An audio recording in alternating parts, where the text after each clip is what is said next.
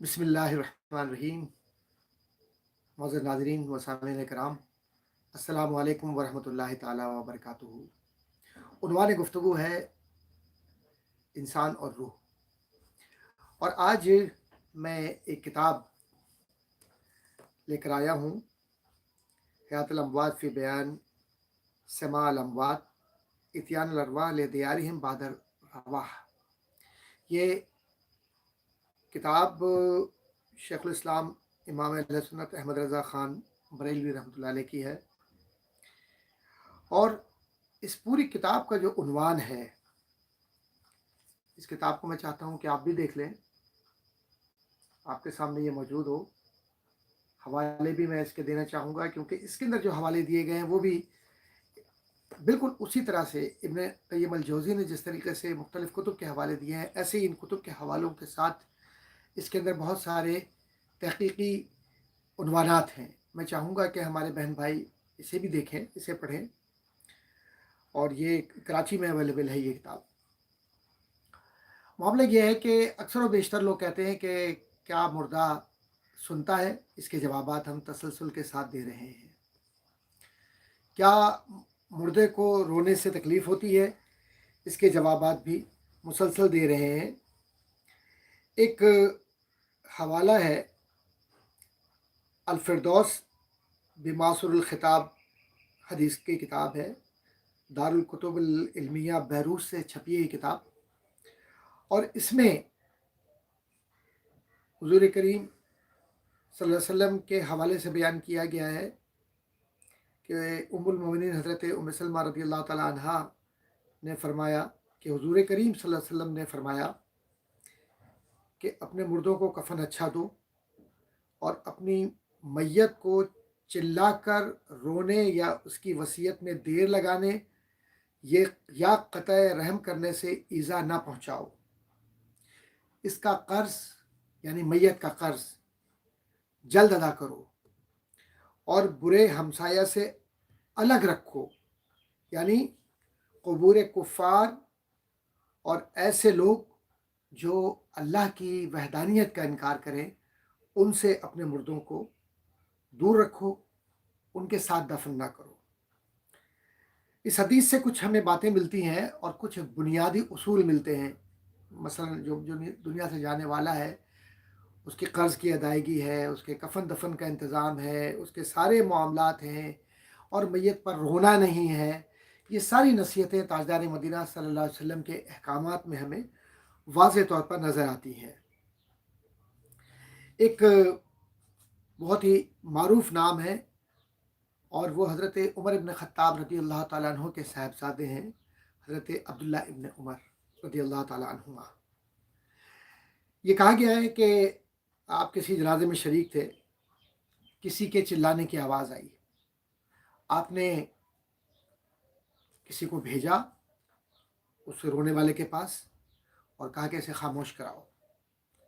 मैंने अर्ज़ की, ए अबू अब्दुर्रहमान, आपने इसे क्यों चुप कराया है? तो हज़रत अब्दुल्लाह इब्न उमर रज़ियल्लाहु ताला अन्हु फरमाते हैं कि इससे मुर्दे को तकलीफ़ होती है, यहाँ तक कि वो कब्र में चला जाए। इसी तरह से नबी करीम सल्लल्लाहु अलैहि वसल्लम की एक हदीस का हवाला सही मुस्लिम किताबुल जनाइज़ कदीमी कुतुबखाना कराची से शाया हुआ सफ़ा नंबर 302 पर मौजूद है।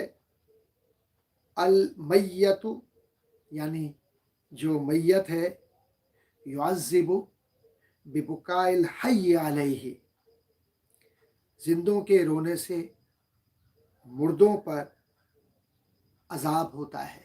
अब कोई कहेगा कि अमल तो वो कर रहा है कि कोई रो रहा है, तो अजाब का लफ्ज़ क्यों इस्तेमाल हुआ हदीस में? असल में जो माने मुरादी है, अजाब से मुराद यहाँ तकलीफ़ है। इसलिए अरबी ज़बान के जो रवैये हैं और जो अरबी ज़बान के अल्फाज हैं और इस्तिलाहात हैं, बग़ैर इनके समझे हुए हम अहादीस को समझ भी नहीं सकते, कुरान करीम को भी नहीं समझ सकते। इसी तरीके से जो एक बात अक्सर व बेशतर चलती है और हमारे अहबाब ये पूछते हैं कि یہ جو مردہ ہے یہ کتنا سنتا ہے، اس میں کتنی طاقت ہوتی ہے سننے کی. اللہ تبارک و تعالیٰ نے اسے طاقت دی ہے. اور چونکہ وہ عالم برزخ میں ہے اور ہم عالم حیات میں ہیں، تو عالم برزخ کے معاملات کو عالم حیات والا یعنی اس زندگی والا نہیں سمجھ سکتا اس طرح سے. اور جو کہا گیا ہے نبی کریم صلی اللہ علیہ وسلم کے فرامین ہیں، احادیث موجود ہیں، بزرگان دین کے معاملات موجود ہیں، صحابہ کرام نے جو کچھ بتلایا ہے، ہم اسے غور سے نہیں سمجھتے. اور اصل کی طرف یعنی مصادر جو اوریجنل سورسز ہیں، we don't refer to original sources. Usually we ignore because we don't know language.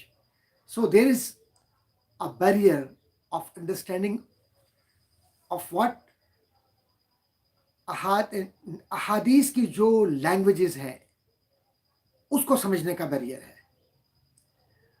And how can we remove all these barriers or problems or misunderstandings?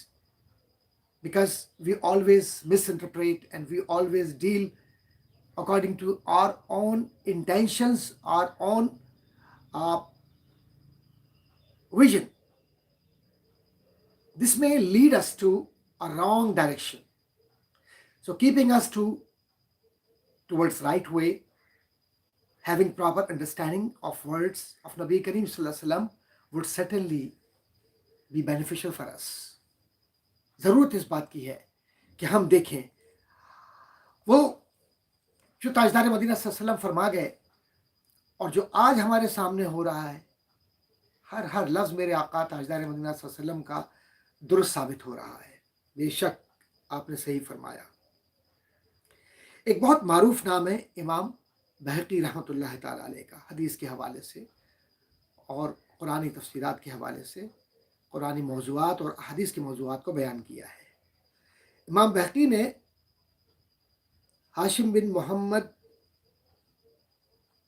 عمری سے روایت کی ہے کہ میرے والد ایک دفعہ مجھے احد کی جو مزارات ہیں یا قبور ہیں ان کی زیارت کے لیے لے گئے. یہ جمعہ کا دن تھا، صبح ہو گئی تھی لیکن ابھی سورج اس طرح سے نہیں نکلا تھا.